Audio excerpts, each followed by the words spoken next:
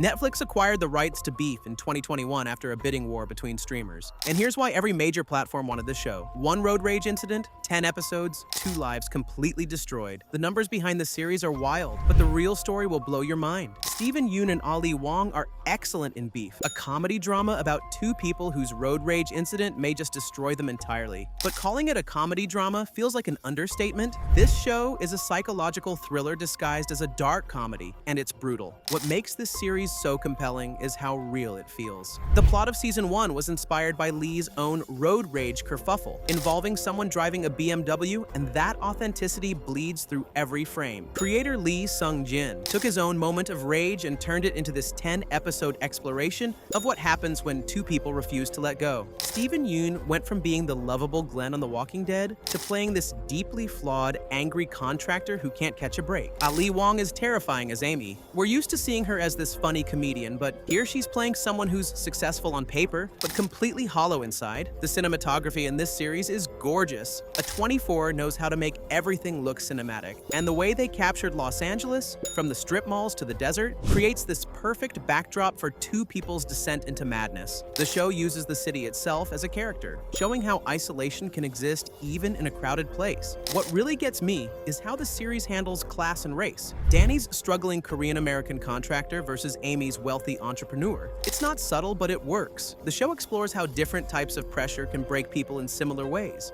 Both characters are dealing with family expectations, financial stress, and this feeling that they're failing at life. The series won multiple Emmy Awards, and honestly, it deserved every single one. The 10-episode series was released on Netflix and became an instant cultural phenomenon. People were talking about it everywhere. Social media, work conversations, family dinners. It struck a nerve because we've all been there. Maybe not to this extreme, but we've all had that moment where we wanted to lash out at a stranger. Now, let me show you what happens when 2 people take that impulse way too far. Danny Cho is a failing contractor living with his parents, constantly struggling to keep his business afloat. His days consist of buying and returning hibachi grills at hardware stores, trying to flip them for quick cash. He's behind on payments, losing contracts, and drowning in debt. His younger brother Paul is a successful architect who constantly makes Danny feel like a failure. Danny's parents immigrated from Korea and sacrificed everything for their son's success, making Danny's struggles even more painful. Amy Lau runs a successful plant business called Koyoko. She's married to George, a Japanese-American sculptor, and they have a daughter named June. On the surface, Amy has everything together: beautiful house, thriving business, perfect family, but she's negotiating to sell her company to a wealthy woman named Jordan Forster, and the pressure is eating her alive. She pops pills to cope with anxiety and struggles with feeling like a fraud. Their collision course begins at Forster's Botanics, an upscale plant store in Los Angeles. Amy's inside buying expensive plants while on the phone with her assistant about the business sale. Danny's at the hardware store next door, going through his usual routine of buying and returning grills. When Amy backs out of her parking space in her white Mercedes SUV, Danny honks at her aggressively. She rolls down her window and flips him off. What follows is a road rage incident that spirals completely out of control. Danny follows Amy out of the parking lot, tailgating her aggressively. Amy brake checks him multiple times. Danny gets closer, honking and yelling. Amy slams her brakes hard and Danny rear-ends her SUV. Both drivers get out. Danny demands Amy pay for the damage to his truck. Amy refuses, saying he was following too close and it's his fault. Danny calls her a crazy rich beard, and Amy fires back with her own insults. The argument gets heated, with both using racial slurs and personal attacks. Amy drives off, but Danny follows her home, memorizing her address on Canyon Drive.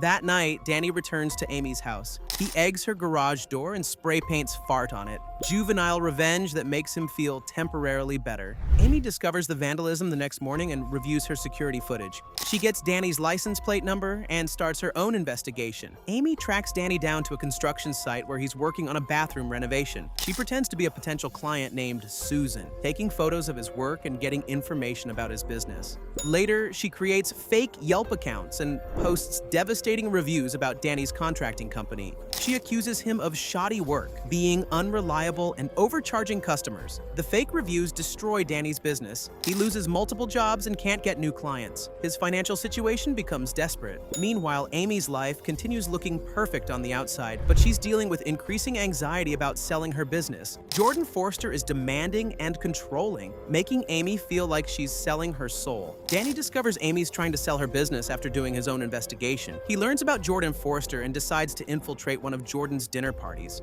He shows up pretending to be a valet, wearing a borrowed uniform. During the party, he steals Amy's phone and takes compromising photos. He threatens to send them to her husband, George, unless she stops the review campaign. Amy escalates by hiring a private investigator to dig up dirt on Danny. She discovers he's been lying to his parents about his business success, hiding his financial troubles, and borrowing money he can't pay back. She calls Danny's mother, pretending to be a concerned client, and reveals information that causes major family drama. The family confrontation is brutal. Danny's parents are disappointed and angry. His brother Paul feels betrayed that Danny's been lying. The immigrant parents who sacrificed everything feel like their son has failed them. Danny's relationship with his family starts crumbling. Danny's brother Paul decides to confront Amy directly. He shows up at her house, demanding she leave Danny alone. During their argument, Amy's daughter June gets scared and accidentally falls, hitting her head. George wants to call the police, but Amy convinces him not to, knowing it would expose their entire feud. The situation gets exponentially worse when Danny's sketchy cousin Isaac becomes involved. Isaac runs with a criminal crew and sees an opportunity when Danny mentions Amy's wealthy friend Jordan.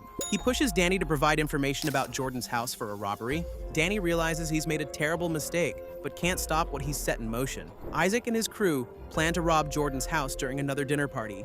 Amy attends this party, completely unaware of the danger she's walking into. The robbery goes horribly wrong. Jordan's security system is more sophisticated than expected, and Jordan's husband is armed. A violent confrontation erupts with gunfire. During the chaos, Jordan's husband is shot and killed. Isaac is also killed in the shootout. Other people are injured. Danny arrives at the scene and finds the aftermath. Police everywhere, ambulances, his cousin dead. He's consumed with guilt, knowing his actions led to Isaac's death and an innocent man's murder. Both Danny and Amy are questioned by police as witnesses. Danny lies to protect himself, letting his dead cousin take the blame for planning the robbery. Amy also lies, not wanting to explain her role in the escalation that led to the violence. But the guilt eats at both of them. Amy's marriage to George begins falling apart. George knows something's wrong, but can't get Amy to open up about what happened. Their daughter June is having nightmares and behavioral problems. Amy's business deal with Jordan falls through because of the trauma and violence at the party. Her perfect life is crumbling. Danny's family relationships deteriorate further. His parents are ashamed of him. His brother Paul completely distances himself. Danny's business collapses entirely. He's facing financial ruin, eviction, and complete social isolation. He starts having suicidal thoughts. The final confrontation builds when Amy decides to end things permanently. She's been tracking Danny's movements and knows his patterns. She waits for him outside his apartment building, planning to confront him one last time. When he emerges, she follows him in her car. What starts as just mere following becomes a high-speed chase through Los Angeles. Amy rams Danny's truck repeatedly with her SUV. He tries to lose her on winding mountain roads leading out of the city. She's relentless, pushing him toward a cliff overlooking the desert. Danny's truck goes over the edge, crashing into the desert below. Amy follows him down. Her SUV also crashes. Both vehicles are completely totaled.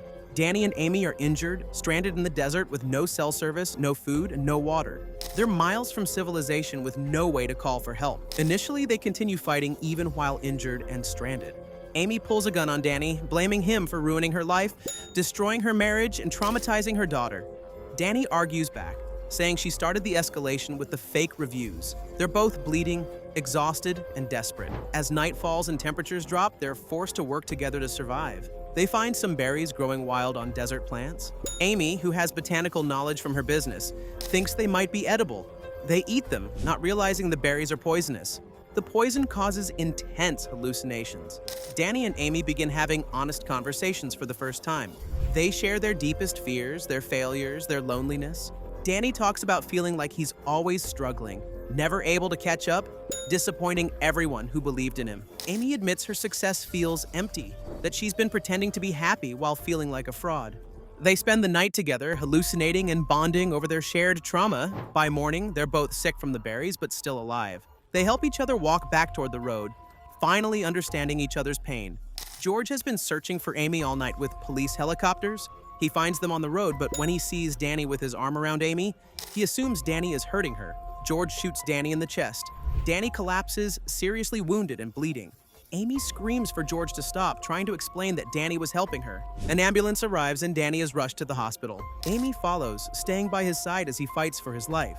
The show ends with Amy in the hospital bed, with Danny as he slowly comes to and begins to move his arm, seemingly to go around her, but cuts before the audience can make any concrete conclusions. Eventually, they do find their way out after surviving the night. They run into George, who mistakenly believes Danny is hurting Amy and shoots him. The series ends with both characters forever changed by their experience in the desert. What did you think about Amy and Danny's connection at the end? Do you believe people can really change after experiencing that level of trauma together? Please share your thoughts in the comments below. Hit that subscribe button because I've got more Netflix originals coming your way. Trust me, you won't want to miss what's next.